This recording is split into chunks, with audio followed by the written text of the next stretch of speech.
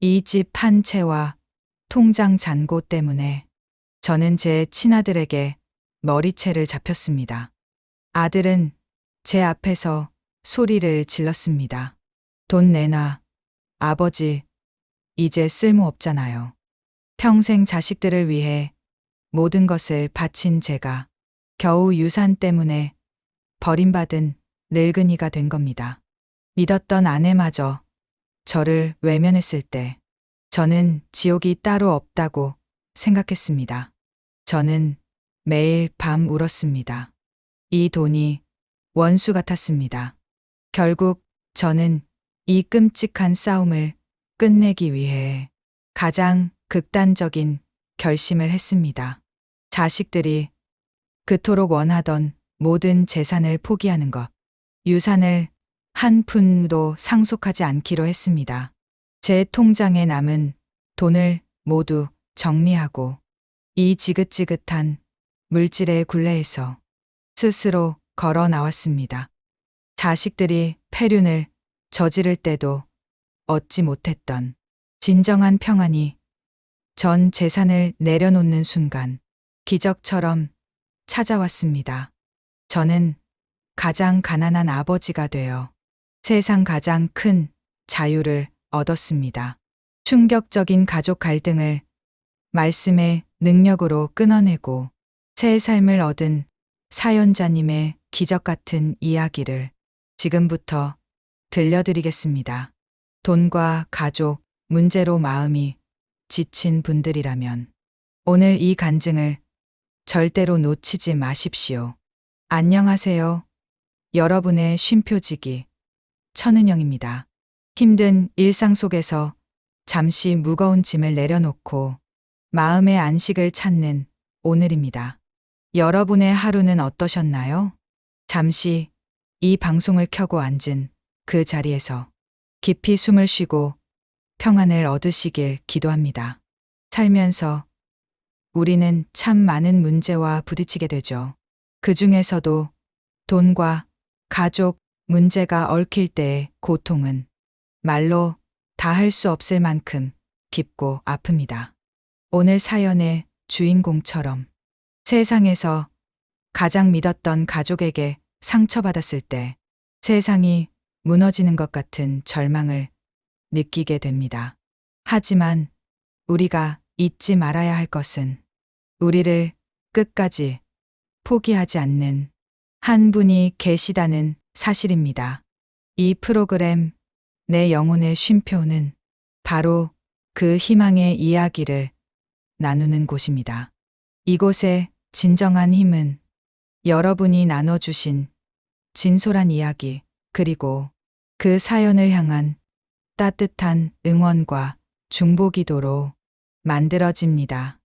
여러분의 구독, 좋아요, 그리고 사랑의 댓글 하나하나가 혼자 고통받는 또 다른 영혼에게 너는 혼자가 아니다라는 가장 큰 위로를 전하는 힘이 됩니다. 여러분의 손길이 이 채널을 지탱하는 선한 영향력입니다. 오늘도 사연자님의 극적인 간증이 돈과 미움으로 지친 우리 모두의 삶을 비추는 진정한 빛이 되기를 간절히 기도합니다. 이제 사연자님의 편지를 함께 들어보시겠습니다. 저는 평생을 성공이라는 두 글자에 걸고 살아왔습니다.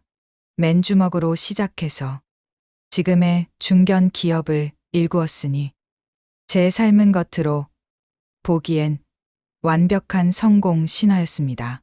사람들은 저를 능력 있는 사장님이라고 불렀고 통장에 찍힌 수십억의 잔고는 저의 자존심이자 신이었습니다. 하지만 돌아보면 저는 돈이라는 우상에만 충실했을 뿐 가족에게는 최악의 남편이자 아버지였습니다. 아이들에게는 항상 공부해서 성공해라, 돈이 최고다라는 말만 가르쳤습니다. 아이들이 원하는 건 따뜻한 대화였는데 저는 그저 비싼 용돈과 해외 유학을 보내주는 것으로 아버지 역할을 다했다고 착각했습니다. 아이들 마음속에 제가 어떤 아픔을 심어주고 있는지 전혀 몰랐습니다. 저는 돈으로 가족을 지배하려 했습니다. 이 모든 게 누구 돈으로 된 줄 아느냐는 말이 제 입에 붙어 살았습니다. 아내에게는 당신이 뭘 아느냐며 무시했고, 아이들에게는 내가 내 말 안 들으면 이 재산은 없다고 협박했습니다. 저는 가족을 사랑한다고 믿었지만 사실은 내가 만든 왕국의 신하처럼 부리려고만 했던 겁니다. 제가 은퇴를 앞두고 몸이 조금 아프기 시작했을 때 가족들은 저를 진심으로 걱정하지 않았습니다. 오히려 그들의 눈빛은 아버지가 언제 돌아가실까, 유산은 언제 풀릴까 하는 계산으로 가득 차 있었습니다. 제가 평생 쌓아 올린 성공이라는 탑은 알고 보니 사랑 없는 돈 위에 세워진 모래성이었습니다. 그 성은 제 건강이 무너지는 순간 함께 무너지기 시작했습니다. 가족의 따뜻한 말 한마디보다 유산 이야기가 먼저 나오는 순간 저는 제가 가장 외로운 부자였음을 깨달았습니다. 제가 탐욕이라는 병에 걸려 가족의 사랑을 외면할 때 이미 가족 모두가 돈의 노예가 되어가고 있었다는 것을 그때는 알지 못했습니다. 저의 교만과 오만이 끔찍한 갈등에 씨앗을 뿌렸다는 것을 깨닫기까지는 더 큰 시련이 필요했습니다. 제가 은퇴를 선언하고 건강이 급격히 나빠지자 가족들은 더 이상 제 눈치를 보지 않았습니다. 언제 유산을 정리해 줄 거냐는 말이 식탁 위의 메인 메뉴처럼 등장했습니다. 저는 가족들의 이런 태도에 충격을 받았지만 그래도 나중에 때가 되면 주겠지 하며 버텼습니다. 가장 충격적인 일은 바로 아들에게서 터졌습니다. 어느 날 저녁 아들은 술에 취해 들어와 제게 아버지가 쥐고 있으면 뭐 하냐. 어차피 곧 쓰러질 거 아니냐 하고 소리쳤습니다. 저는 너무 놀라고 분해서 아들에게 따귀를 때리려 했습니다. 그때 아들은 제 손을 뿌리치고는 제 머리채를 잡았습니다. 이 돈 때문에 내 인생이 이렇게 된 거 아니냐. 빨리 유산 정리하고 편하게 살게 해줘. 아들은 제 머리채를 잡은 채 욕설을 퍼부었고 저는 그대로 바닥에 주저앉았습니다. 아버지 이제 쓸모없잖아요. 그 말은 제 심장을 갈기갈기 찢어 놓았습니다. 더 고통스러웠던 것은 아내의 반응이었습니다. 아내는 아들을 말리기는커녕 제게 와서 조용히 말했습니다. 당신이 쓸데없이 고집 부리니까 애가 저렇게 된 거잖아요. 이제라도 유산 정리하고 우리한테 넘기세요. 그래야 당신도 편안해질 거 아니에요. 저는 그날 완전히 버림받았다는 것을 깨달았습니다. 평생을 바친 가족들에게 저는 돈을 쥐고 있는 쓸모없는 늙은이일 뿐이었습니다. 저의 유언장에는 여전히 자식들에게 재산을 물려준다는 내용이 있었지만 그들에게 저는 이미 죽은 사람 취급이었습니다. 저는 제 방에 틀어박혀 며칠 밤낮을 울었습니다. 돈이 저를 살린 것이 아니라 돈이 저를 죽이고 있었던 겁니다. 내가 이 지옥 같은 삶을 더 살아야 하나? 저는 살 이유를 잃었고 눈앞이 캄캄했습니다. 이 지긋지긋한 돈의 저주를 어떻게 끊어낼 수 있을지 도저히 알 수 없었습니다. 가족 모두가 탐욕이라는 병에 걸려 서로를 물어뜯고 있었던 겁니다. 저는 제 인생의 막다른 골목에서 정말로 의지할 분을 찾아야 했습니다. 저는 아들에게 머리채를 잡힌 그날 이후 완전히 무너졌습니다. 돈이 곧 저의 힘이라고 믿었는데 그 돈 때문에 가장 사랑하는 아들에게 폭행을 당하고 버림받았습니다. 병원과 집을 오가며 매일 밤 홀로 울었습니다. 내가 왜 살아야 하나? 삶의 이유가 사라지자 극단적인 생각까지 들었습니다. 저를 둘러싼 모든 것이 저주 같았습니다. 그때 제 오랜 친구이자 독실한 믿음을 가진 이 집사님이 병문안을 왔습니다. 이 집사님은 제 상황을 알고 있었지만 제게 힘내라, 잘 될 거다 같은 헛된 위로의 말은 하지 않았습니다. 대신 조용히 제 옆에 앉아 성경 말씀을 읽어주었습니다. 형제야, 내 문제는 돈이나 자식이 아니야. 내 마음에 있는 탐심의 병 때문이야. 그걸 인정해야 돼. 저는 화가 났습니다. 내 평생 피땀 흘려 번 돈인데 왜 그걸 탐심이라고 해? 하지만 이 집사님은 제가 내내 외면했던 누가복음 12장 15절을 펼쳐주었습니다. 삼가 모든 탐심을 물리치라. 사람의 생명이 그 소유에 넉넉한데 있지 아니하니라. 누가복음 12장 15절. 그 말씀을 듣는 순간 제 머리를 강하게 맞은 것 같았습니다. 저는 50억이라는 소유에 제 생명을 걸고 살았습니다. 탐욕을 열심히 사는 것으로 포장하며 돈이 곧 생명이라고 가르쳤습니다. 그러니 자식들도 그 탐심의 씨앗을 그대로 물려받아 저를 향해 칼을 들이밀었던 겁니다. 저를 머리채 잡은 것은 아들이 아니라 제 마음속에 가득했던 탐심이었습니다. 저는 그 자리에서 통곡했습니다. 하나님, 제가 죄인입니다. 제가 탐욕이라는 우상을 숭배했습니다. 평생 강하고 교만하게 살았던 제가 1평짜리 병실 침대 위에서 가장 가난한 죄인이 되어 처음으로 하나님께 용서를 구했습니다. 이 집사님은 제 옆에서 조용히 기도해 주셨습니다. 그때 저는 비로소 돈이 아닌 말씀만이 이 지옥 같은 삶에서 저를 건져낼 수 있다는 것을 깨달았습니다. 이 탐심의 뿌리를 뽑아내지 않고는 진정한 평안은 없었습니다.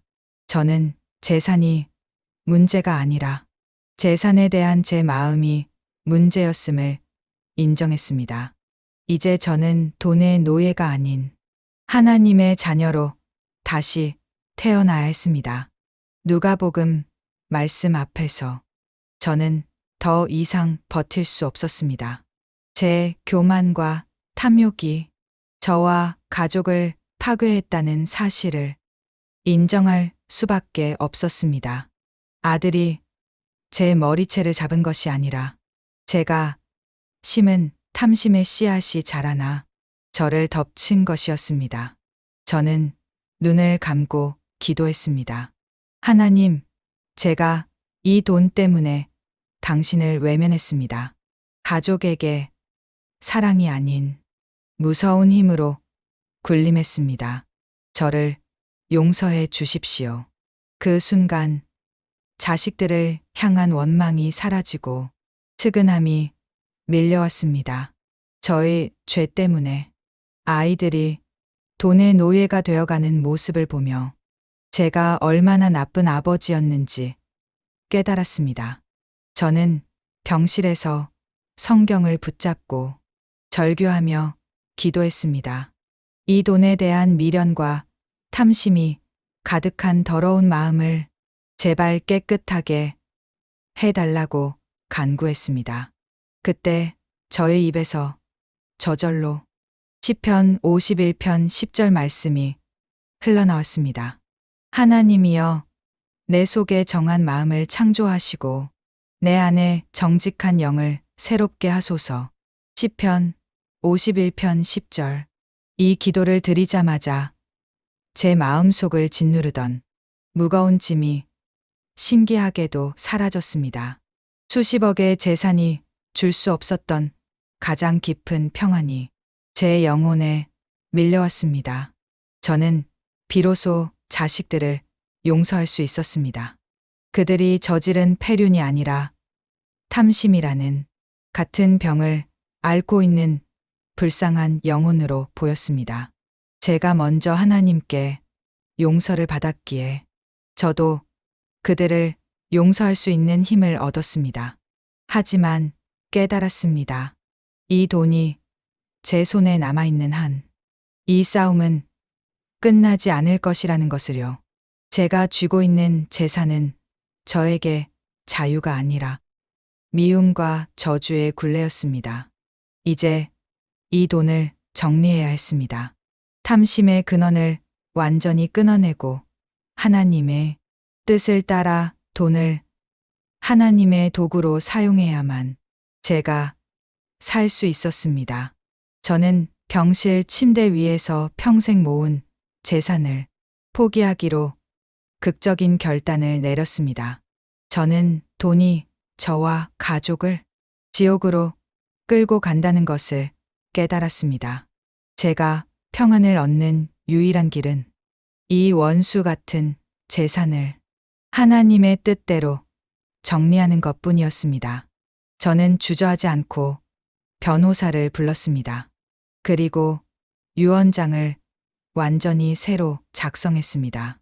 자식들에게 상속하는 대신 남은 재산 전부를 선한 일과 나눔을 위한 하나님의 뜻에 따라 사용하겠다고 명시했습니다. 이 돈은 더 이상 저의 탐욕을 채우는데 쓰이지 않을 것입니다.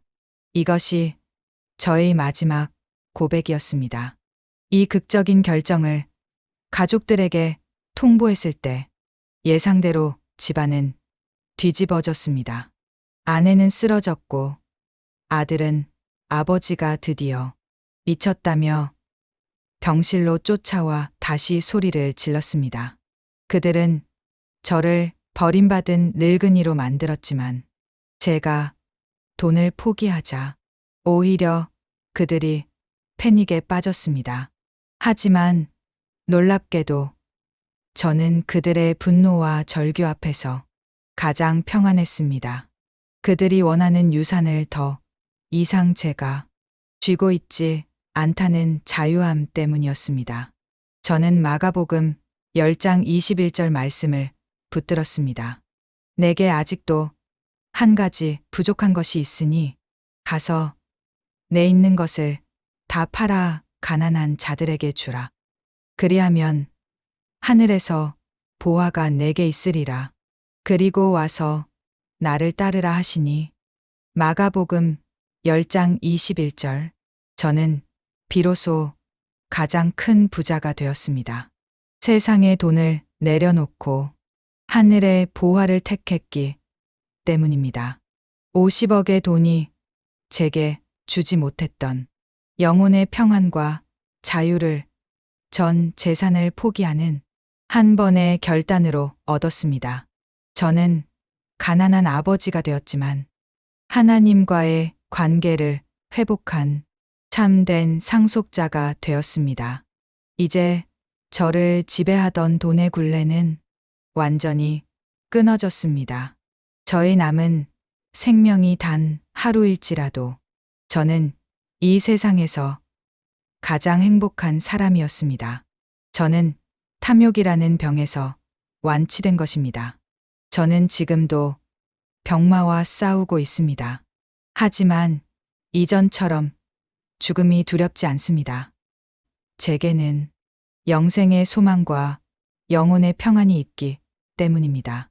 돈은 저에게 죽음의 공포를 안겨줬지만 말씀은 저에게 영원한 생명을 주셨습니다. 제가 전 재산을 포기한 후 자식들과의 관계는 당연히 더 나빠졌습니다. 그들은 저를 원망하고 외면했습니다. 하지만 저는 더 이상 그들을 미워하지 않습니다. 이제 그들을 용서하는 진정한 아버지의 마음을 갖게 되었습니다. 저는 그들에게 돈 대신 사랑과 용서의 복음을 전하는 사명을 받았습니다. 물질이 아닌 하나님과의 관계가 가장 큰 유산이라는 것을 보여주는 것이 제 남은 삶의 숙제입니다. 저는 병실에서 나눔의 기쁨을 실천하고 있습니다. 재산을 선한 곳에 사용하기로 결단한 후 저는 매일 그 돈이 어려운 이웃들을 위해 어떻게 쓰일지 생각하며 감사 기도를 드립니다. 제가 돈을 소유했을 때는 걱정만 가득했지만 돈을 나누기로 하자 기쁨이 가득 찼습니다. 사랑하는 청취자 여러분, 혹시 지금 여러분의 삶을 돈이나 소유가 지배하고 있지는 않습니까? 가족과의 관계가 물질 때문에 힘들어지고 있지는 않나요? 진정한 생명은 여러분이 쥐고 있는 통장 잔고에 있지 않습니다. 참된 평안과 자유는 모든 것을 내려놓고 하나님께 돌아가는 순간 시작됩니다. 저는 돈의 노예에서 하나님의 자녀로 다시 태어났습니다. 저는 가장 가난한 아버지가 되었지만 가장 행복하고 평안한 사람이 되었습니다. 이 모든 것이 저를 탐욕에서 건져주신 하나님의 은혜입니다. 이 자리를 빌려 하나님께 모든 영광과 감사를 돌립니다. 여러분도 참된 생명과 평안을 누리시길 간절히 기도합니다. 아멘. 사연자님의 진실한 고백과 용단에 깊은 감동을 받습니다. 이제 청취자 한 분이 사연자님과 그리고 물질의 굴레에 갇힌 우리 모두를 위해 중보 기도를 해 주시겠습니다. 사랑과 자비가 충만하신 하나님 아버지, 오늘 사연자님의 눈물겨운 간증을 통해 저희 마음속 탐심의 깊이를 다시 한번 깨닫게 해 주셔서 감사합니다. 저희 역시 돈이 곧 능력이고 생명이라 믿으며 정작 가장 귀한 하나님과의 관계와 가족 간의 사랑을 돈으로 바꾸려 했던 죄인임을 고백합니다. 저희의 삶을 짓눌렀던 탐욕의 짐을 내려놓고 주님께 철저히 회개합니다. 돈을 벌기 위해 타인을 밟았던 교만, 물질이 사라질까 두려워했던 불신, 그리고 가족에게 따뜻한 사랑 대신 냉대를 주었던 모든 죄를 용서하여 주시옵소서. 세상의 보화를 쌓기 위해 영혼의 보화를 잃어버렸던 저희의 어리석음을 불쌍히 여겨 주옵소서.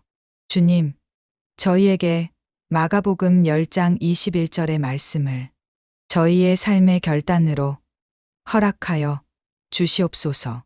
이 말씀처럼 저희가 물질의 소유에 집착하는 대신 가진 것을 나눔으로써 영원한 가치를 발견하게 하옵소서. 저희의 손에 있는 모든 것이 탐욕의 도구가 아닌 주님의 선한 뜻을 이루는 사랑의 도구가 되게 축복하여 주옵소서. 주님, 특별히 사연자님의 육체의 고통을 주님의 사랑으로 감싸 주시옵소서. 남은 시간이 돈보다 귀한 사랑을 증거하는 가장 아름다운 간증의 시간이 되게 하여 주시옵소서. 그리고 지금 돈 문제, 유산 갈등, 역할 상실 등으로 인해 깊은 절망 속에 있는 모든 청취자들의 마음을 위로하여 주시옵소서. 저희가 이웃의 고난을 외면하지 않고 서로 중보하며 사랑을 나누는 따뜻한 공동체로 세워지게 하여 주옵소서. 가족 간의 미움을 끊고 용서의 능력을 베풀게 하옵소서. 물질의 소유가 아닌 사랑의 실천을 통해 주님의 향기를 전하는 참된 상속자가 되게 하옵소서. 이 모든 기도 우리 주 예수 그리스도의 이름으로 간절히 기도드립니다. 아멘. 물질과 영생의 갈림길에서 참된 소유를 선택하신 사연자님께 깊은 감사와 응원의 박수를 보냅니다. 또한 우리의 탐심을 돌아보게 하고 나눔과 용서를 간구해 주신 귀한 중보기도에도 감사드립니다. 결국 우리의 인생의 가치는 통장 잔고가 아니라 하나님과의 관계에서 결정됩니다. 돈은 잠시 맡겨진 선물일 뿐 나눔과 사랑으로 사용할 때 비로소 영원한 가치가 됩니다. 여러분도 지금 가진 모든 것을 통해 하나님의 뜻을 발견하시고 소유가 아닌 존재로 하나님을 닮은 향기를 나누며 살아가시길 축복합니다. 여러분의 삶의 모든 고난과 성공의 순간이 가장 아름다운 간증이 될 것입니다. 내 영혼의 쉼표가 여러분의 영혼에 작은 울림을 주었다면 좋아요와 구독 그리고 감동의 댓글로 이 귀한 간증이 널리 퍼지도록 함께 힘을 보태주십시오. 여러분의 작은 참여가 또 다른 영혼을 살리는 선한 사명이 됩니다. 저희는 다음 주 돈보다 귀한 기적의 이야기로 다시 찾아뵙겠습니다. 평안하십시오.